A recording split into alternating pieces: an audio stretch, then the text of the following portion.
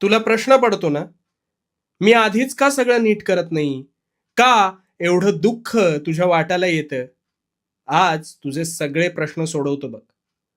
खऱ्या गोष्टींची किंमत ही परिस्थितीशी झगडूनच कळत असते. नियतीचा, या सृष्टीचा आणि माझा एक नियम कायम लक्षात ठेव. योग्य समयी सगळं योग्य होईलच, तोवर तुझी परीक्षा असते.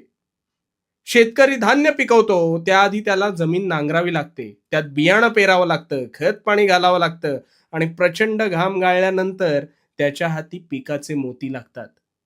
कष्टाशिवाय या सृष्टीवर कोणालाच काही मिळालं नाही आणि मिळणार पण नाही, कारण हा माझ्या नियतीचा नियम आहे. अगदी खेळाडू असो, कलावंत असो, व्यावसायिक असो, सगळ्यांना कष्टाचा घाम हा गाळावा लागतोच आणि ह्या परिश्रमातूनच मोती फुलतात. हे परिश्रम घेत असताना जो माझ्या सगळ्या कसोट्या न थांबता अविरत झगडून पार करतो ना, तेव्हाच त्याला अपेक्षित सुवर्ण क्षण गवसतो.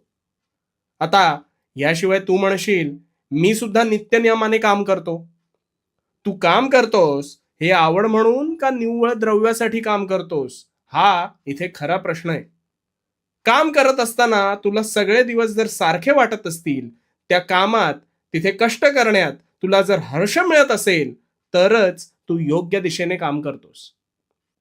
आता तू जे काही काम करत असशील ना, ते मन लावून कर, प्रामाणिकपणे कर.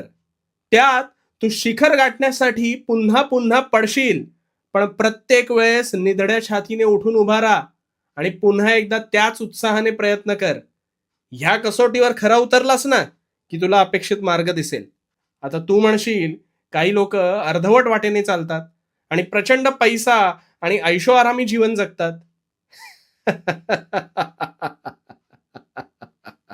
लक्षात ठेव, माझा नियतीचा फेरा हा कुणालाच कधी चुकलेला नाही.